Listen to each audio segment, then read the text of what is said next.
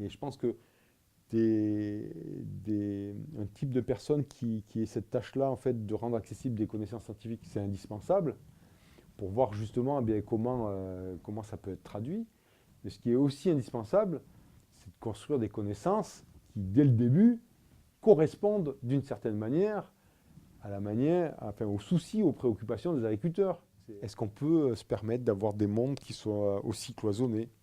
Est-ce que vraiment les chercheurs doivent se consacrer uniquement à de la production académique?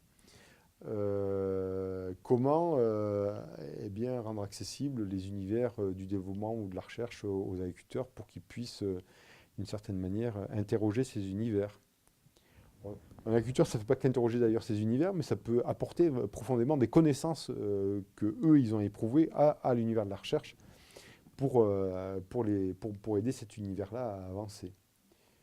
Mais, mais bon, comme on a une vision très linéaire, hein, c'est-à-dire on parlait de... C'est la chaîne du développement, hein, la recherche, l'agriculteur, donc, et c'est basé sur une division économique du travail, et sociale et économique. Il y en a qui conçoivent, etc., qui brûlent des neurones, et puis en bout de chaîne, on considère les agriculteurs comme étant des opérateurs qui finalement n'ont plus qu'à faire.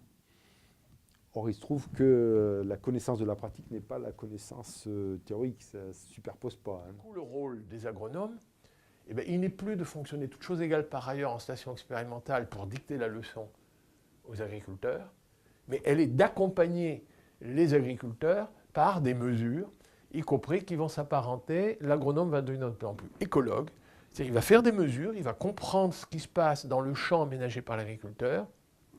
Quand on va travailler sur différents agriculteurs, ce sera toute chose inégale par ailleurs.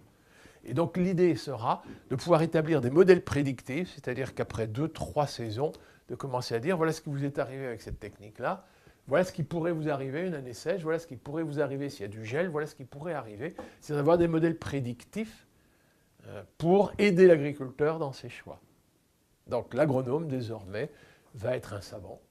Il va être un savant, il va accompagner les agriculteurs qui resteront les innovateurs, et les agronomes, les scientifiques essaieront d'expliquer ce qui se passe, de mettre des modèles prédictifs, et les agriculteurs, droits dans leurs bottes, libres de définir leur rotation, leurs assolements, eh bien, ils tiendront compte ou pas, comme ils veulent, de ce que disent les agronomes.